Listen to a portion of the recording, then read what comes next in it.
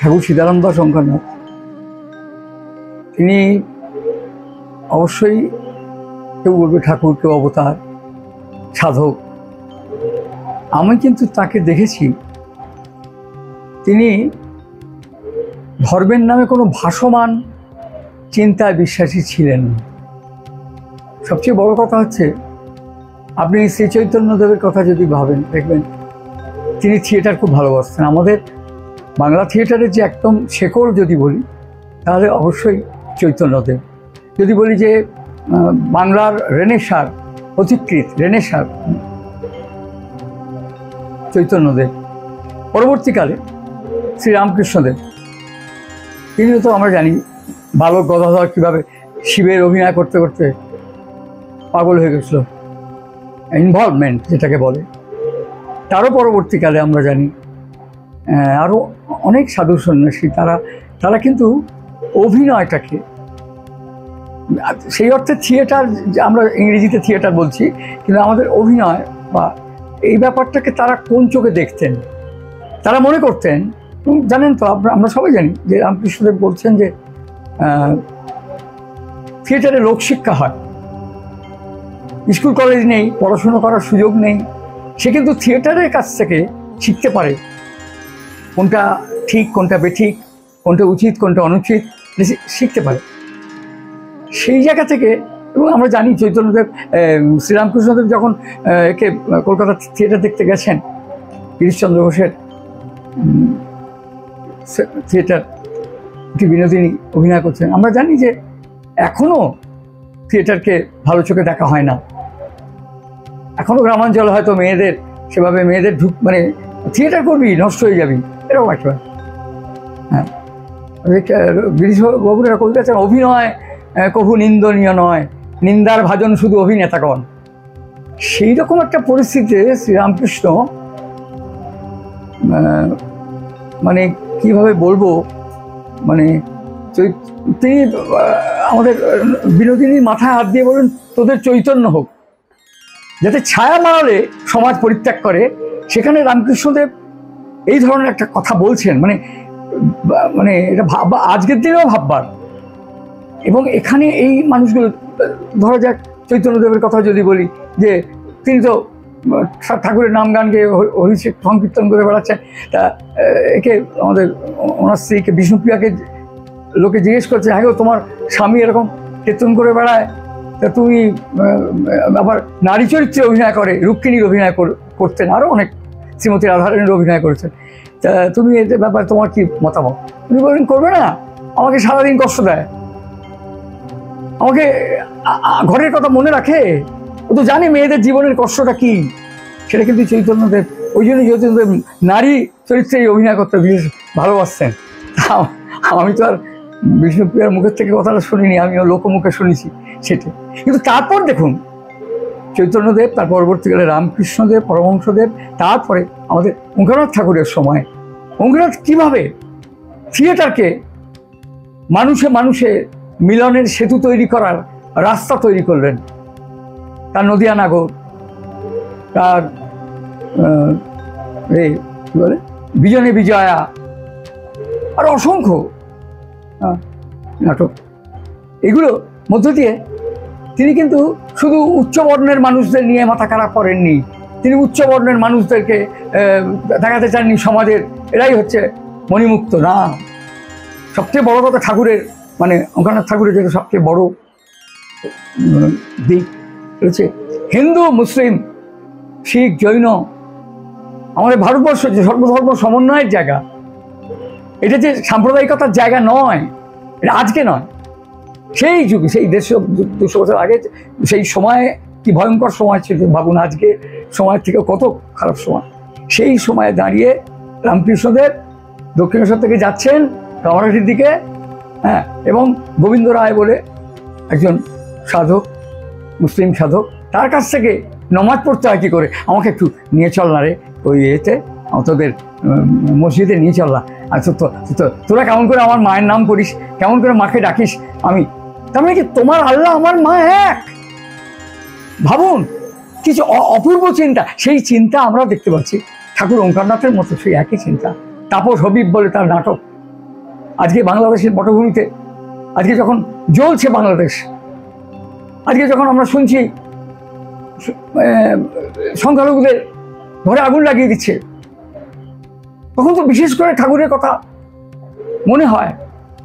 রবীন্দ্রনাথ ঠাকুরের নাটকগুলো যদি আজকে আমরা অভিনয় করতে পারতাম, আমরা দেখাতে পারতাম যে তোমরা ভুল করছো, সংখ্যালঘু সংখ্যাগরিষ্ঠ বলে কিছু নয়, মানুষ সব শেষ পরিচয়, সবার প্রথম পরিচয় মানুষ।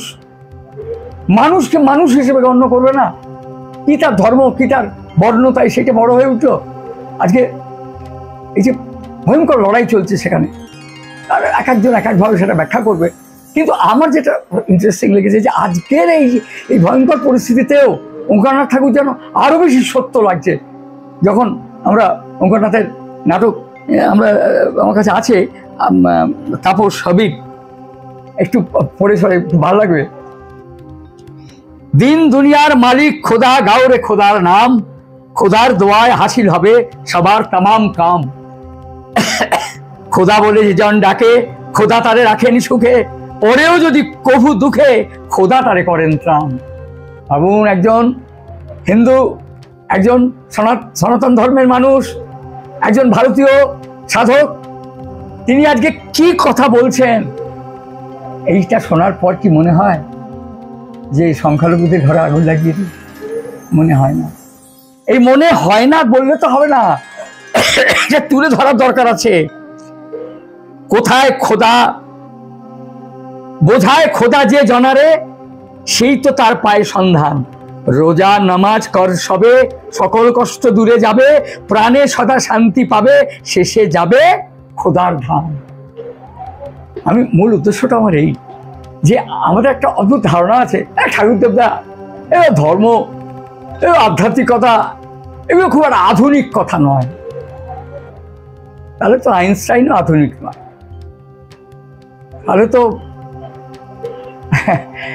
তাহলে তো মানুষ এই কথাটাই আধুনিক নয়। কারণ মানুষ তাকে বারবার আবিষ্কার করার চেষ্টা করেছে। এবং ঠাকুর ওঙ্কারনাথের কথা আমাদের খুব মনে পড়ে একটাই কারণে, যে রামকৃষ্ণ পরবর্তী যে হিন্দু ধর্মের যে বিস্তার, সেখানে কিন্তু বারবার বলছে যত মত তত পথ। এই কথাটা রামকৃষ্ণদেব বলছেন। হতে পারে তোমার পথ আলাদা, তোমার মত আলাদা, মত আলাদা হবে, পথও আলাদা হবে, কিন্তু তার মানে এই নয় যে আমার মতের লোক যেহেতু তুমি নও, তোমার আমি নলি কেটে দেবো, তোমার রক্তে আমি হাত ভেজাবো। এটা কিন্তু পথ নয়। এবং এই কথাটা বারবার কিন্তু আজকে মনে করার দরকার আছে। চৈতন্যদেব তিনি কিন্তু যবন হরিদাসকে, যখন যবন হরিদাস মারা গেলেন, তাকে কবর দেবে কে? পুরীতে ওই সমুদ্র তীরে হরিনাম করতে করতে একে আমাদের যবন হরিদাসকে কবর দিচ্ছেন। তিনি বলছেন আমার থেকেও অনেক বড় হরিদাস, সে নামাচার্য। এত বড় সম্মান একজন হিন্দু প্রফেট, তিনি আজকে মুসলিম প্রফেটকে এই সম্মান দিচ্ছেন। এখানে হিন্দু মুসলিম ভেবে তারা কিন্তু সম্মান দিচ্ছেন না। এই যে হরিনাম, এই হরিনামের যে ব্যাপকতা আমরা অস্বীকার করবো কি করে?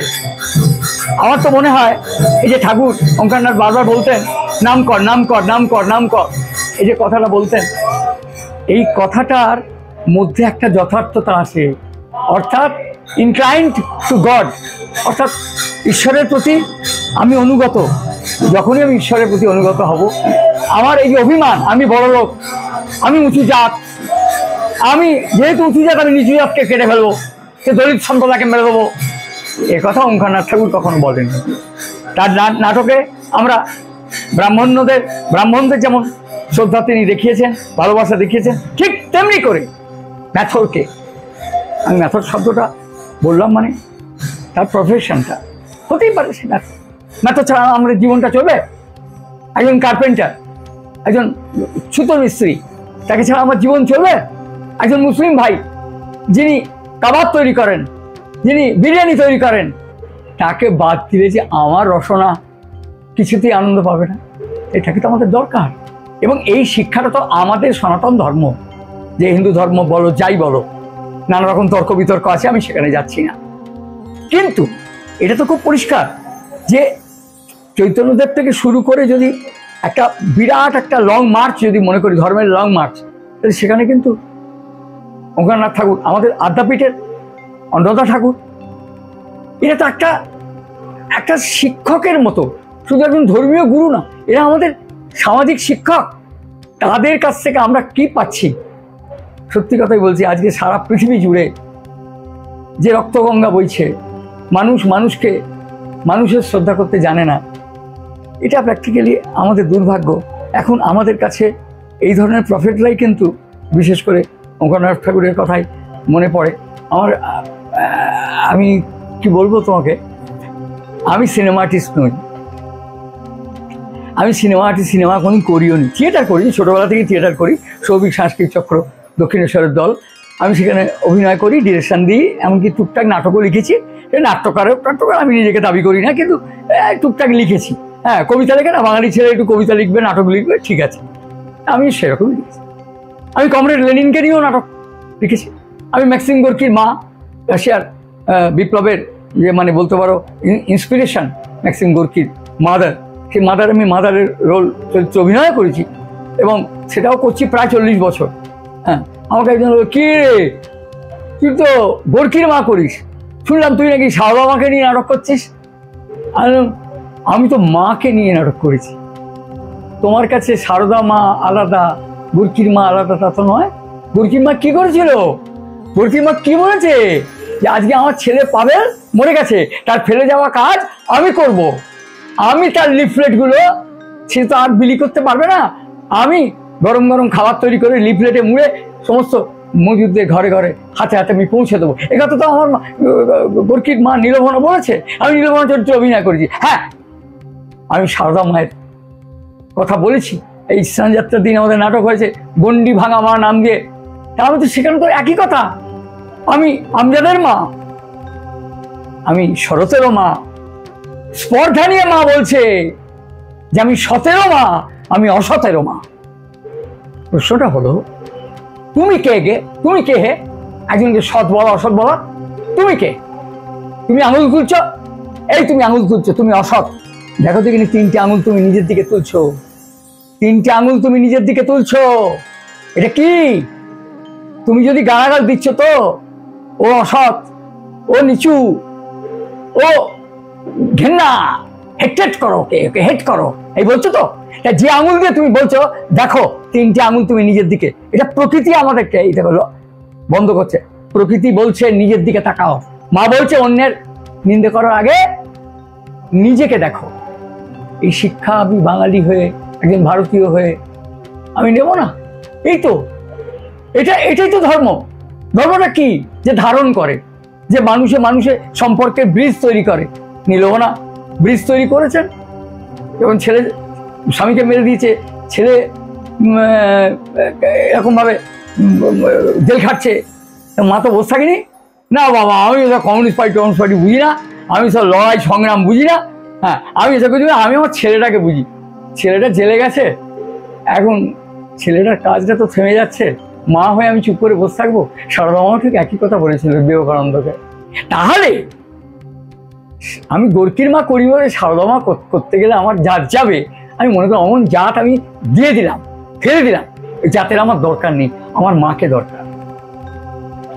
সমুদ্রের সামনে দাঁড়ালে, পাহাড়ের সামনে দাঁড়ালে অমিতাভ বচ্চনও কিন্তু মনে করবেন যে না, আমি অতটা লম্বা নই। অমিতাভ বচ্চন লম্বা মানুষ, বিরাট মানুষ, কিন্তু পাহাড়ের সামনে দাঁড়ালে কি অমিতাভ বচ্চন বলবেন যে আমি খুব লম্বা? বলবেন না। নেচারের সামনে যখন মানুষ এসে দাঁড়ায় তখন মানুষের তাই হয়। খুব বিশ্ববিখ্যাত মানুষও নিজেকে তখন বলতে পারে না যে আমি খুব বড়, এরকম বলতে পারে না। তা আমি তো অভিনেতা হিসেবে খুব সামান্যই অভিনয় জানি, এ করি। শ্যামসঙ্গ বলে কলকাতার একটি দল ছিল, তারা ঠাকুরের নাটকগুলো করত, সেখানে বিশ্বরূপাতে অভিনয় হতো। এখন তো বিশ্বরূপা ভেঙে গেছে জানেন, বিশ্বরূপাতে অভিনয় হতো। বিশ্বরূপাতে অভিনয় হতো, ঠাকুর নিজে যেতেন। চিন্তা করুন, একজন ধর্মের একজন প্রফেট, আমরা অবতার বলি, তিনি যাচ্ছেন থিয়েটার দেখতে। যেভাবে শ্রী রামকৃষ্ণ স্টারিকে নাটক দেখেছেন, ঠিক এইভাবে, এবং রামকৃষ্ণদেব বিবেকানন্দ নাটকও দেখেছেন। নববৃন্দাবন, কেশব সেনের লেখা নববৃন্দাবন নাটক 4 বার দেখেছেন, 1 বার না 4 বার দেখেছেন। এবং নাটক দেখতে খুব ভালোবাসতেন। আমাদের দেশের যারা নমস্য মানুষ তারা থিয়েটার খুব ভালো, অঙ্কনাথ ভীষণ ভালোবাসতেন। নাটক লিখেছেনটা বড় কথা নয়, তিনি খুঁটিনাটি ওটা কী হলো সেটা কী হলো সমস্তটা উনি আমাদেরকে শিক্ষা দিতেন, বলতেন, বোঝাতেন, কারণ এটা বলতেন। যাই হোক, ওইখানে নাটকটা হচ্ছে নদিয়া নাটক। তার আগে আমি একটা নাটক করেছিলাম বিজনে বিজয়া, তাতে আমি লক্ষণের চরিত্রে অভিনয় করেছিলাম। হ্যাঁ, খুব ভালো লেগেছে। আমি যা জানি না ওনার যে ভালো লেগেছে এটা আমি জানি না, পরে শুনেছি ওনার ভালো। তা স্যামসংয়ের যারা ছবিটা যারা প্রডিউস করছেন তারা বলছেন যে আমরা হরিদাস চরিত্রে প্রসেনজিৎ, আমরা বাংলা সিনেমার খুব বড় মাপের একজন অভিনেতা প্রসেনজিৎকে আমরা ওই কী বলে হরিদাস চরিত্রে। ঠাকুর কিছু বলেন না, নাও বলেন না, হ্যাঁ বলেন না, কিছুই বলেন না। তো তখন স্যামসং রে ঠাকুর যদি পারমিশন না দেন তাহলে তো সিনেমাটা হবে না। এখন ঠাকুর আমরা কি করবো, চুপ। পরে বলছেন সেটা সেই মিটিংটায় হলো না, পারমিশন দিলেন না। তারও পরবর্তীকালে কী কী মিটিং হয়েছে আমি এত জানি না, ওদের ভেতরের ব্যাপার। কিন্তু আমি যেটা জানতে পারলাম সেটা হচ্ছে উনি স্পষ্ট ভাষায় বললেন, লক্ষণ যদি হরিদাস করে তাহলে আমি হরিদাস এত আজ তোমাদের ছবিটা তৈরি করার আমি পারমিশন দেব। লক্ষণ যদি হরিদাস করে, লক্ষণ কে? আমি লক্ষণ, আমি মানে গৌতম মুখার্জি, আমি লক্ষণ। বিজনে বিজয় আমি লক্ষণে পাঠ করেছিলাম, এত তার ভালো লেগেছে, বলছে যদি লক্ষণ হরিদাস করে তাহলে আমি হরিদাস, তাহলে তোমাদের সিনেমাটা করো, আমি পারমিশন দিলাম। আমি শুধু একটা কথা ভাবি, আমার অভিনয় দেখে তিনি প্রীত হয়েছেন, আমাকে অভিনয় করতে মানে এই কথাগুলো উনি বলেছেন। আমি এটাতে আশ্চর্য হয়ে গেছি। আশ্চর্য কি জানেন, আজকের এই বিজ্ঞানের রমরমার যুগে, আজকে যখন সারা পৃথিবীকে কন্ট্রোল করছে বিজ্ঞান, তখন একজন হিন্দু, একজন প্রফেট ওঙ্কারনাথ ঠাকুর, তিনি কত আগে জানতে পাচ্ছেন যদি লক্ষণ হরিদাস করে তাহলে 1985 ওই পিরিয়ডে এই ছবিটা রিলিজ করেছিল। সেই ছবিটা আজও ইন্টারনেটে ঘুরে বেড়াচ্ছে, 20-30 লক্ষ লোক দেখেছে। এটা কি করে জানা সম্ভব? একজন যিনি বিজ্ঞানের ধার্যও জান না, যিনি বিজ্ঞানী নন, সকল বিজ্ঞানী যে বলে সেটা নন, তিনি একজন মানবতাবাদী মানুষ, তিনি একজন ধর্মীয় মানুষ, কি করে জানলেন যে যাকে তিনি হরিদাস করার অনুমতি দিচ্ছেন তার হরিদাস লক্ষ লক্ষ মানুষ একদিন কোটিতে পৌঁছে যাবে? এটা কি করে জানা সম্ভব? সেদিন তো যারা প্রডিউসার তারা জানতেন না, তারা জানতেন প্রসেনজিতের মতো একজন বড় আর্টিস্ট যদি অভিনয় করে ছবিটা চলবে। ঠিকই, তাদের চিন্তা ভাবনা অনুযায়ী ঠিকই ভেবেছে। আমার মতো একজন সাধারণ লোককে দিয়ে কি করে হবে? আসলে আমরা কেউ অসাধারণ নই, আমরা কেউ সাধারণও নই। আমরা কিন্তু আমার কাজটা করতে পৃথিবীতে এসেছি। কাজটা যখন লক্ষ কোটি মানুষকে টাচ করে তখন মনে হয় আমি অসাধারণ, নাহলে তো আমি সাধারণই। আজকে গীতাঞ্জলি যদি না লিখতেন রবীন্দ্রনাথ, তাহলে কি হতো? ঠাকুরবাড়ির একটা ছেলে। আর গীতাঞ্জলি লিখে কি প্রমাণ করলেন? সারা পৃথিবীকে তিনি বিশ্ব শান্তির বার্তা দিলেন। সেইটা হচ্ছে কথা। এইটা আমার কাছে লেগে। আর একটা জিনিস হচ্ছে ঠাকুরের কথা কত আমার ভীষণ বলতে ইচ্ছে করে ঠাকুরের কথা, তবুও সংক্ষেপে যেটা বলা যায় যে ঠাকুর ওই আমাদের রামকৃষ্ণদেবের ভাষায় যে আমাকে রসে বসে রেখো মা, আমাকে রসে বসে রেখো। এই যে রামকৃষ্ণের কথাটা রসে বসে, অর্থাৎ তার নাটকগুলো অনেকেই দেখেননি হয়তো, আর অনেকে দেখেওছেন। আমি একটা কথা খুব পরিষ্কার বুঝি, ঠাকুরের নাটক আজকে অভিনীত হওয়া দরকার। কি ভারত, কি পাকিস্তান, কি নেপাল, কি ভুটান, কি চীন, কি জাপান, কি আমেরিকা, যে দেশ হোক। বিবেকানন্দ যখন গিয়েছিলেন আমেরিকায় বক্তব্য রেখেছিলেন, আমেরিকার লোক জানতো যে মানুষ আর একটা মানুষকে ভাই বলে কথা বলতে পারে, বোন বলে কথা বলতে পারে? জানতো না।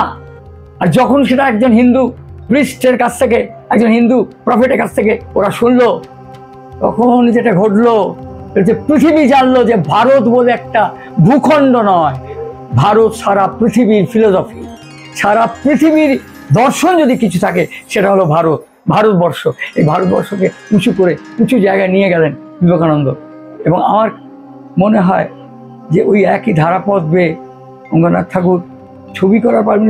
সিনেমা তো হাজার সিনেমা হচ্ছে, আজকেও ওই সিনেমাটা মানুষ উন্মাদের মতো দেখে, বারবার দেখে একই জিনিস। এবং কার অভিনয় দেখছে? একটা অতি সাধারণ নগণ্য অপরিচিত একজন অভিনেতার অভিনয়। সেই নগণ্য ব্যক্তিটি আমি। ওই জন্য বললাম না, কোনো মানুষই নগণ্য নয়, কেউই অগ্রগণ্য নয়। তার কারণটা কি জানেন? কারণ মানুষের কাজটাই থেকে যায়।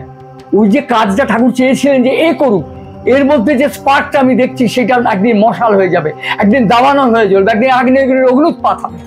ঠাকুর যে কত বড় সত্য কথাটা তিনি ভেবেছিলেন আজকে ওই অতদিন আগে বলে গেছেন, যেটা অবশ্যই আমাদের প্রসেনজিৎ করলেও জিনিসটা ভালো হতো বলেই আমার ধারণাটা, কারণ উনিও অনেক বড় মাপের অভিনেতা।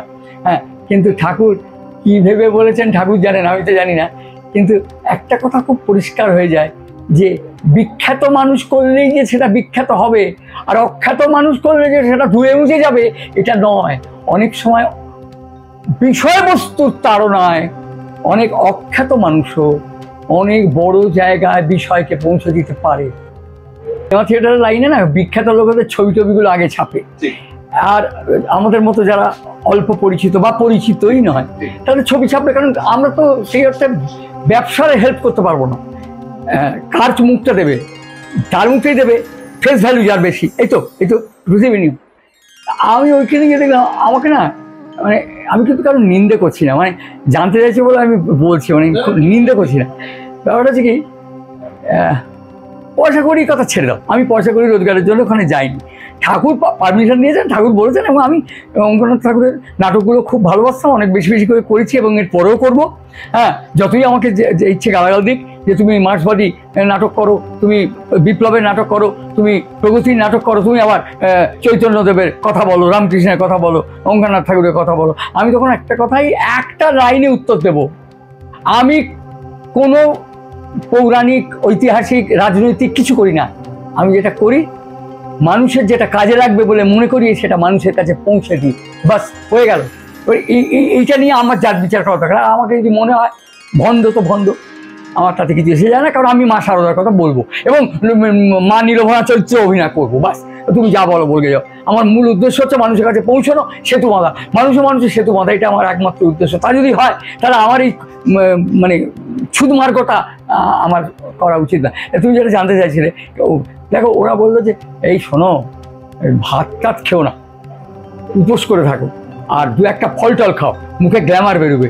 এটা যে বলছে সে বিরাট কিছু নয়, সাধারণ একটা লোকই বলছে। আমি ভাবলাম তাই বোধ হয়, ভাত টাত না খেলে, ভাত তরকারি মাছ টাছ হতো না, মানে নিরামিষ খাবার খেলে। আর আমাকে বলছে কি নিরামিষ খাবেন, হ্যাঁ নিরামিষ। আমি তাই করছি, যা বলছে বাবা, আমি তো সিনেমা টিনেমা বুঝি না। বলে তাহলে গ্ল্যামার বেরোবে।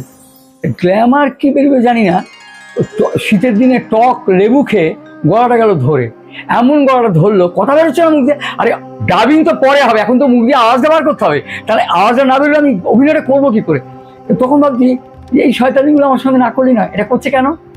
আমি প্রসেনজিৎ নই, আমি সত্য বন্দ্যোপাধ্যায় নই, আমি অসীম কুমার নই, আমি একজন সাধারণ, অতি সাধারণ মানুষ। কিন্তু ওরা বোঝে না যে একটা সাধারণ মানুষেরও কিন্তু দেবার আছে পৃথিবীকে, এটা বোঝে না। তবে গেল, তারপরে গাড়ি ভাড়া 210 টাকা, একটা বিপদে শুটিংয়ে যেতে, একটু 2.5 বছর শুটিংটা চলেছিল, মাথা টাথা ন্যাড়া ট্যাড়া করে আমি অভিনয় করেছিলাম, তা ওই 210 টাকা, ব্যাস। আমার তাদের কোনো ক্ষোভ নেই যে সিনেমা করলুম পয়সা পেলুম না। কেন জানো? আমি মনে মনে ঠাকুরকে বলেছিলাম, ঠাকুর আমাকে এমন একটা কিছু দিও যেটা ভাঙিয়ে আমি মরে যাওয়ার পরেও বেঁচে থাকবো। কারণ টাকা আমি যতক্ষণ বেঁচে আছি ততক্ষণ আমাকে সাহায্য করবে, কিন্তু এমন কিছু চাই যেটা মৃত্যুর পরেও আমাকে দামি করে রাখবে, আমাকে ভ্যালুয়েবল করে রাখবে। এবং আজকে এই ছবিটা দেখতে দেখতে আমার একটা মনে হয়েছে যে আমি এখন তো আমার 75 বছর বয়স, আমি আর কদিন বাঁচবো? 2-1 বছর। খুব, আমার বাবা তো 75ই মারা গেছিলো। আমি ধরে নিলাম ভগবান আমাকে আরও একটু দিল পৃথিবীকে দেখার জন্য।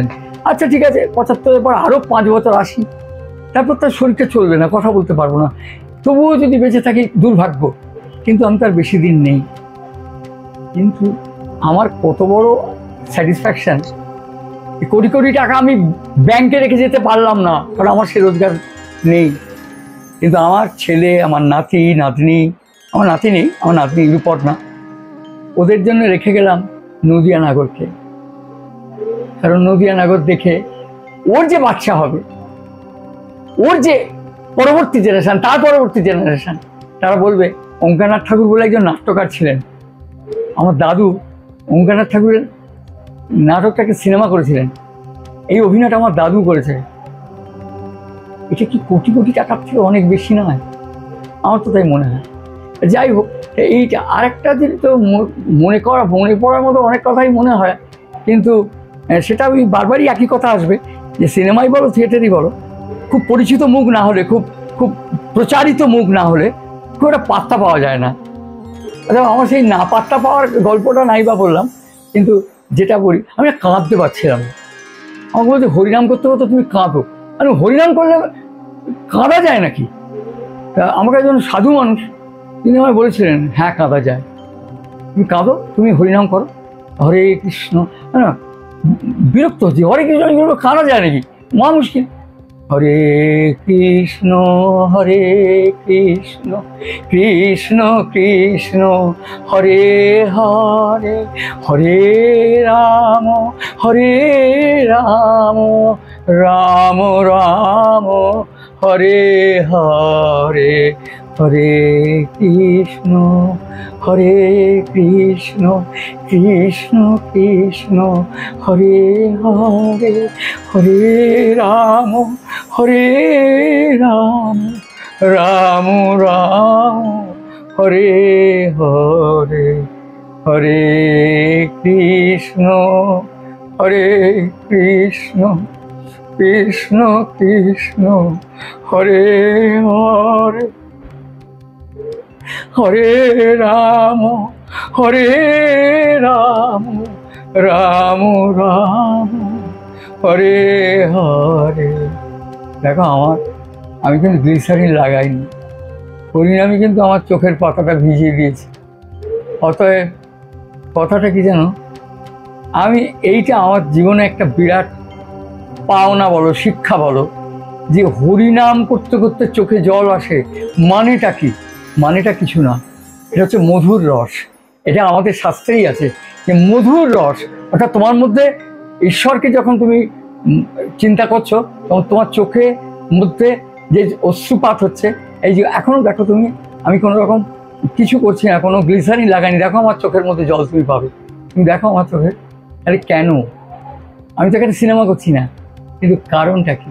কারণটা হলো যে মানুষ যখন নিজেকে হরিনামের মধ্য দিয়ে কনসেন্ট্রেট করতে পারে, তখন তার সমস্ত শরীর মন একাগ্র হয়। সেই একাগ্রতার ফলে একটা শক্তি জন্মায়, সেই শক্তিতে সে হিংসা ভুলে যায়। সে ভুলে যায় যে একটা মানুষ আমার শত্রু হতে পারে না, একটা মানুষ আমার বন্ধু। এবং আমি যদি মানুষকে বন্ধু ভাবি, ওই মানুষটা কতদিন আমাকে শত্রু ভেবে দূরে থাকতে পারবে, এটাই আমার মনে হয়। আরও অনেক কথাই মনে হচ্ছে, কি বলবো বলো তো। আরে আমি শুটিং করতে যাচ্ছি, একজন মা এসে আমাকে বলছে আমার মেয়েটা পরীক্ষা দিতে যাচ্ছে, তুমি বাবা সাধু মানুষ, একটু মাথায় হাত দিয়ে দাও না। আমি দেখুন আমি সাধু নই, আমি সাধু সেজেছি। আর একটা কথা হচ্ছে আমি মাথায় হাত দিতেই পারি, কিন্তু আপনার মেয়ের ক্ষতি হতে পারে। কিন্তু কেন? আমি দেখুন আপনার মেয়ে ভূগোল পরীক্ষা দিয়ে যাচ্ছে, আমি সায়েন্সের ছেলে, আমার ভূগোল সাবজেক্ট না। এবার আমি যদি ভূগোল সাবজেক্ট না হয় আমি ভূগোলকে আশীর্বাদ করতে যাই, তাহলে কিন্তু আপনার মেয়ে ডুববে। সেটা কি আপনি চান? না না বাবা, এটা তুমি এড়িয়ে যাচ্ছ, তুমি আমার মেয়েকে আশীর্বাদ করো। আমি কি করবো? আমি যদিও ভূগোল পড়িনি, ভূগোল জানি না, কিন্তু তবুও আমি মেয়েটাকে, মা রাগ করছে, আচ্ছা বাবা মেয়ে অভিমান করবে, ওর মাথায় হাত দিব, তোমার ভালো হোক, এই বললাম। নকল সাধু আমি। এটা তো একটা ব্যাপার না যে আমি সাধু নই, কিন্তু আমাকে সাধু ভাবছে। আমি শুধু কথামৃতে দুর্দান্ত গল্প আছে, একটা চোর, সে চুরি করে ছুটছে, পালাচ্ছে, ও ধরা পড়লে মার খেয়ে মরে যাবে। তখন তাকে কতগুলো সাধু বসে আছে, তখন একটা সাধুর গা থেকে চাদরটা খুলে নিয়ে গা মুড়ে ও সাধনা করতে বসে গেল। এমনি বসে গেল, সঙ্গে সঙ্গে পুলিশ দৌড়ে দৌড়ে আসছে, জনতা দৌড়ে আসছে, এসে দেখছি সব তো সাধু, এর মধ্যে তো চোরটা নেই, চলে গেল।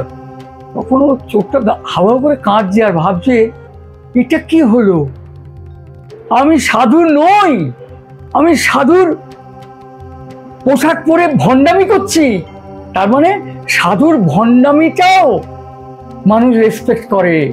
তখন সে চোর বলল যে আমি আর চুরি করবো না, সত্যি সাধু হওয়ার চেষ্টা করব।